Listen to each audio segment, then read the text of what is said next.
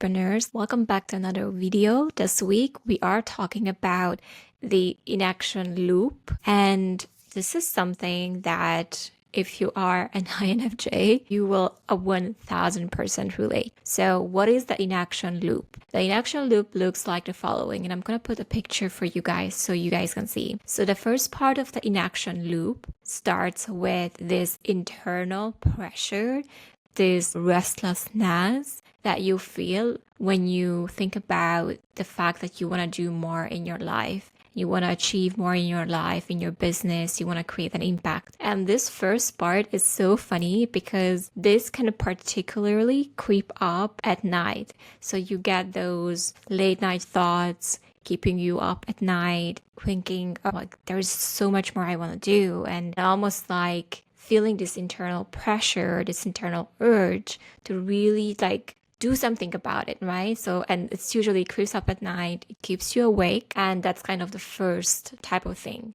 But the INFJ can go past that, and you enter the next step, which is I have an idea on what to do. And I think we are so great with our visions that there is such vividity there is such a vivid imagination and vision that we all have that we can literally in our heads see exactly what we can do about our goals or our business goals or that we can see exactly. And again, it's super detailed. It's super vivid. It's almost like I see the scene of me doing the thing that I want to do. And so we get all of that in our imagination. INFJs are great at writing and great authors is because we have this vivid imagination. But it's also great for designing things because we have that vivid imagination. So we have the vivid vision and we know exactly what we are going to do to make that plan that came from that dissatisfaction that we felt, that internal unhappiness, that feeling like there's something more you can do, right? The first step. But it comes to okay, I think I can do something about it. I know exactly, I can see in my head what would that be like. And then we move to the next step. So when it comes to taking action, when it comes to really acting on that vision, there is the self-doubt that's going to creep in. And you're going to think, oh, what if I do this, I'm going to be seen? We are starting to create some labels around all of our objections on why we don't want to do. And we create these excuses. And if we are advanced with our self-awareness, which honestly, most of us self-diagnosing professionals at this point, then we are thinking, oh, I fear criticism, or I have fear success, or some of us, we lack resources. We think all our objections and excuses on why it's not the right time to take that action. So we have our deep desire to do more and achieve more. And then we imagine and visualize what we're going to do about it. And then all our excuses kind of creep up, right? And again, some of them are more valid than others. If you have a health issue or if you have something coming up and you feel like you need to prioritize that over you taking action, we are so good at avoiding action. I feel like for INFJs, and when I was having a conversation with Vences, I'm sure you guys know her, we did an interview together, but we talked about how action taking for INFJ is like our inferior function. And we like to think about things, but actually doing them, we don't necessarily enjoy, right? It's ideating is what we enjoy, not taking the action. So we have all of those things and we are thinking, oh, okay, you know what? I think the conditions are not perfect yet. So I think I'm just going to wait. I'm just going to wait for some more. Some of us create these invisible conditions this has to be met first and that has to be met first, or well, I have to do this and that. And again, some of us are valid, but we use them as a reason not to take the action, right? So again, we can have health issues or we can have emergency things coming up, but some are more on an excuse, oh, I'll do it tomorrow, well, I don't feel like it, or things like that are not really an excuse. It's just something that you come up with so that you avoid action. What ends up happening is that you are going to look back to your original idea of what you wanted to do, and time will go by, months, weeks, and you're going to look back and you're going to think, what the hell? It's been a month. Like, I haven't still done what I was planning to do. Like, why am I not doing anything? And then with that comes this self-hate cycle where you're like, I just don't know. Like, you feel depressed, you hate yourself, and you feel like, okay, well, I guess I failed. Like, I still haven't done that. Like, it's been the longest time. And I know I hate myself now. And then again, you get your restless nights because you're still not progressing in your life the way you imagined you would.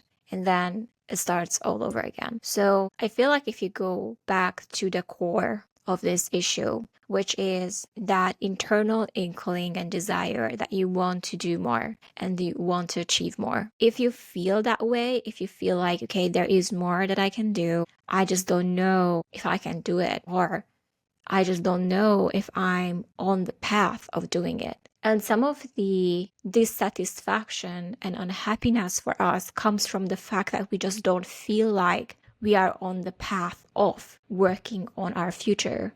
And I think there was a study when they said that if people have certainty about their future, as they have long-term goals, for example, their happiness and satisfaction level is actually much higher. So you have to have short-term goals and you have to have long-term goals. And once you have long-term goals and you kind of know where you're headed with your business, with your life satisfaction is going to be much higher.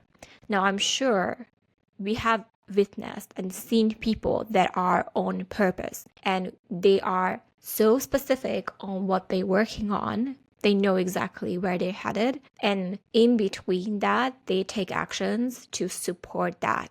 So they don't wake up in the middle of the night thinking, shit, like, I'm not progressing. Let's make a plan. And then not following through in the plan and then feeling bad about it and then starting all over again.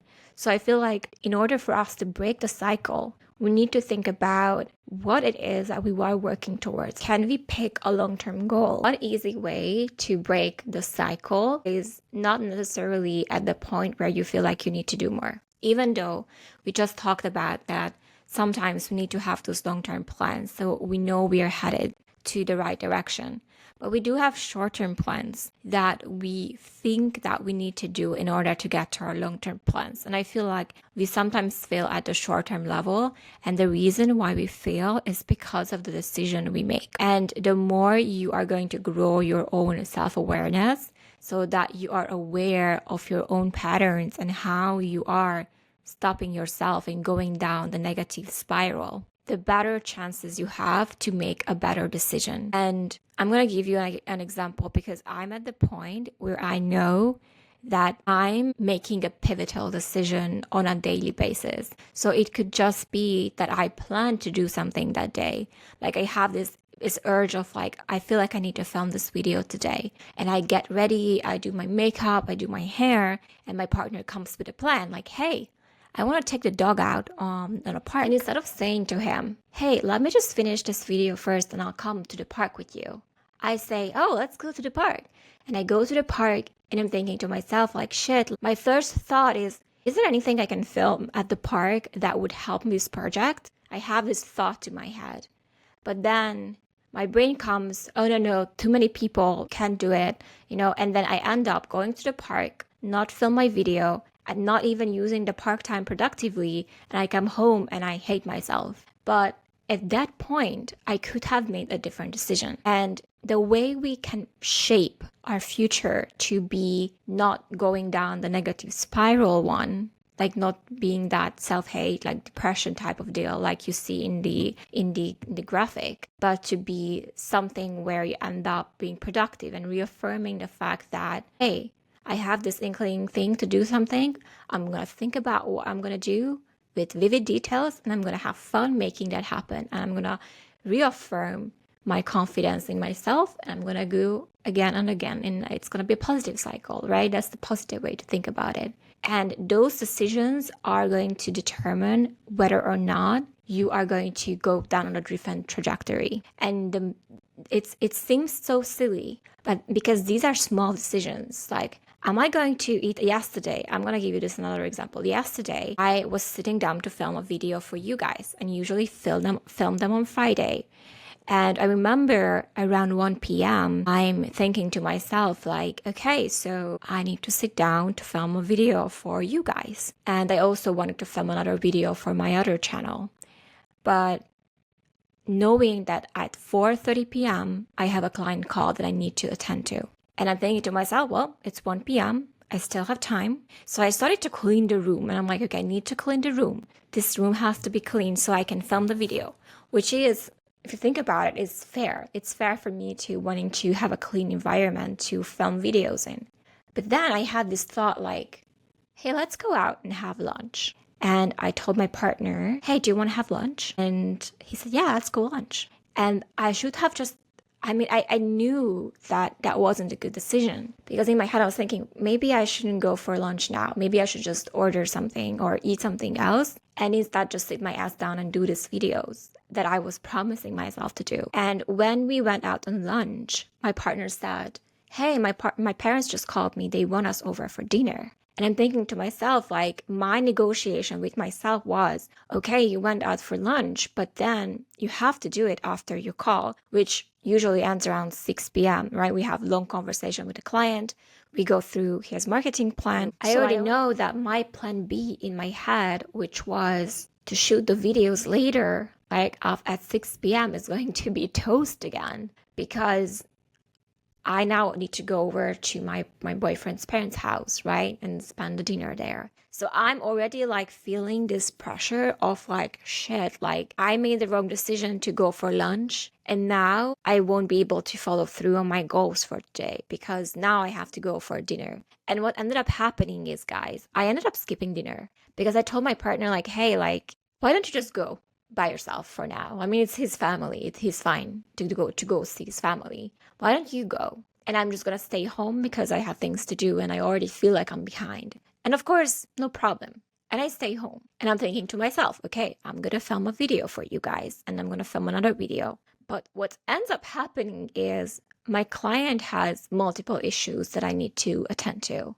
And after our meeting, I find myself working on his stuff. And it's 8 p.m. now. And I'm like, okay, I really need to film, but I'm hungry now. So I'm like, okay, but I need to go because the grocery store is closing and I need to buy some food for myself. So I end up going out, buying all the groceries, and I come back and I'm like, okay, I need to film, but my partner comes home. And at that point, I was exhausted, like mentally and physically, and my partner was home, so I'd rather like watch a movie with him, which is what we did. We ended up watching a movie. And I told myself like, okay, there's no more bullshit. You're gonna wake up Saturday morning and you're gonna get this done. And that's what I'm doing. What I'm saying is that if you are conscious enough, you will feel the weight of your decisions. You will feel the weight of, am I gonna wake up this morning earlier so I can produce something that will help my business? You're gonna feel the weight of, should I go out for dinner or should I stay in and work? You are gonna feel the weight of a decision. Like a small decision,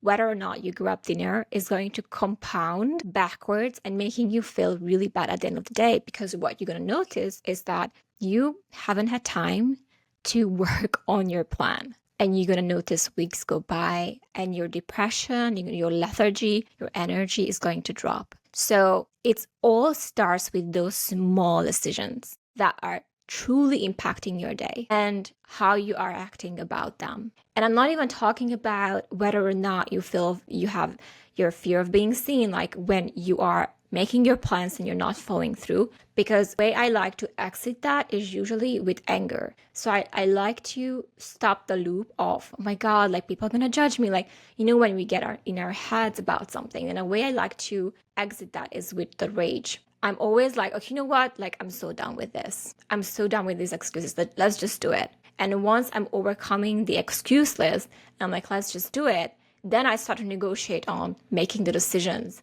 that can lead me to inaction or action. So I feel like when we can move forward with those small excuses, I think most of us can move forward. Like, oh, I'm so scared. Like every time I'm like hearing people, I don't know what they're gonna think of me. I'm like, who cares? There comes a point where you need to get out of your own way and be like, you know, I'm just so done with this. Like, oh my God, I'm so scared of like what people think of me. Like, I'm done. Like, girl, like let's get out of your own head and whatever. I'm done with that. So I get out by anger. I get mad at myself for making bullshit excuses, and I get out of that.